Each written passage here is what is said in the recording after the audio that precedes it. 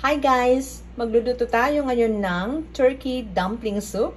Ito ang aking ingredients: egg, spring onion, salt, pepper.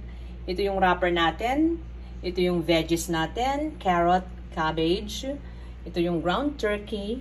Nilagyan ko ng cornstarch at saka yung oyster sauce. I-combine natin lahat na. And then, mix natin. Ito, nabalot na natin, guys. Ito, parang siomay ang dating. Ito, guys, nilagay na natin.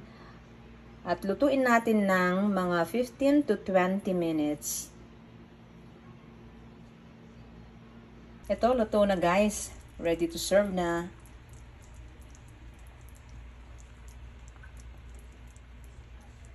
Okay guys, ito na. Tapos na si Mama Mia. Ready to eat. Tara, let's eat. Follow me for more.